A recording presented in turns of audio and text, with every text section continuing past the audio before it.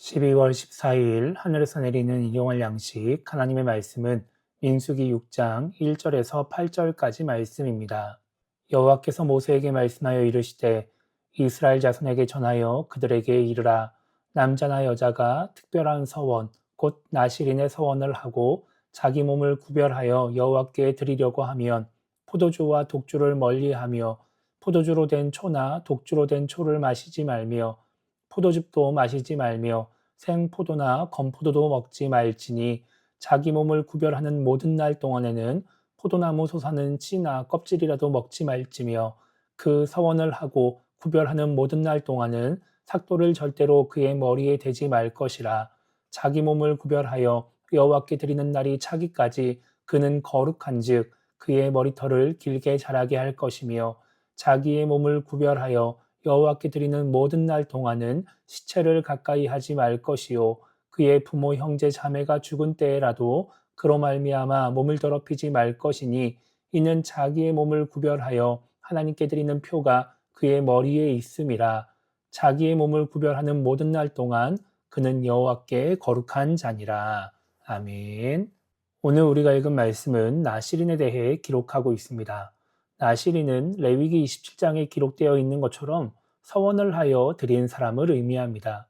레위기 27장에는 서원한 사람에 대한 값을 이야기하면서 헌금으로 서원을 대신하게 하지만 사람이 필요할 때에는 하나님께 약속한 기간 동안 주어진 역할을 감당하기도 했습니다. 오늘은 그렇게 서원한 사람이 서원을 이행하는 기간 동안 주의해야 할 것에 대해서 말씀하고 있는 것입니다. 하나님은 서원을 이행하려는 사람은 포도주와 독주를 멀리하고 포도주와 독주로 된 식초나 또 포도즙, 또 생포도나 건포도, 포도씨나 껍질도 먹지 말라고 말씀하십니다. 그리고 서원을 이행하는 기간 동안에는 머리에 삭도를 대지 말고 시체를 가까이 하지 말라고 말씀하십니다. 7절을 보면 서원을 이행하는 기간 동안 부모, 형제, 자매가 죽더라도 시체를 가까이 하여 몸을 더럽히지 말라고 말씀하십니다. 왜냐하면 서원을 이행하는 기간 동안은 하나님께 거룩한 자, 하나님의 것이기 때문입니다. 그래서 9절부터 12절까지 말씀에는 의도하지 않게 시체를 가까이 하게 되면 해야 될 일을 기록하고 있습니다. 그리고 13절부터 20절까지 말씀에는 서원 기간이 끝났을 때 해야 될 일들을 기록하고 있습니다. 오늘 말씀을 통해 우리가 생각해 봐야 하는 것은 하나님의 것인 성도의 모습입니다. 나실인은 하나님의 백성인 이스라엘 자손 중에서 특별히 서원을 한 사람을 의미합니다. 하나님이 그렇게 서원을 이행하는 사람을 여호와께 거룩한 자, 하나님의 것으로 구별된 사람이라고 말씀하십니다. 그렇다면 서원을 해서 나실인이 된 사람이 이스라엘 자손들 중에서 자신이 나실인임을 어떻게 드러냈을까요?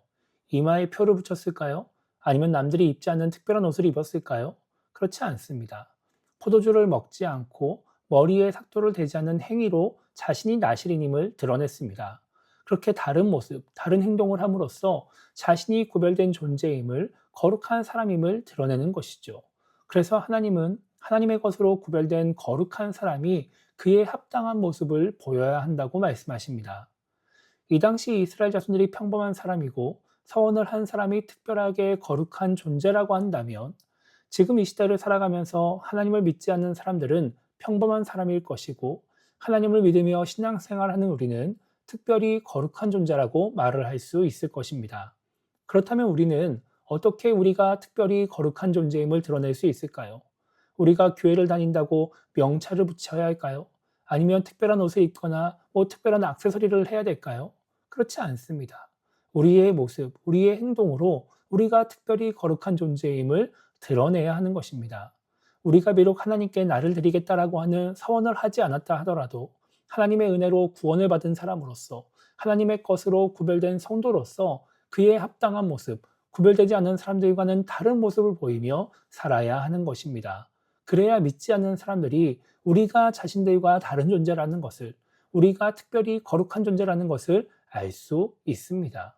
그렇기 때문에 우리는 우리의 모습, 삶의 모습을 돌아봐야 합니다. 내가 주변에 믿지 않는 사람들과 무엇이 다른지, 하나님이 보시기에 다른 것뿐만 아니라 그들이 우리를 봤을 때 무엇이 다르다고 말할 수 있는지를 생각해 봐야 합니다.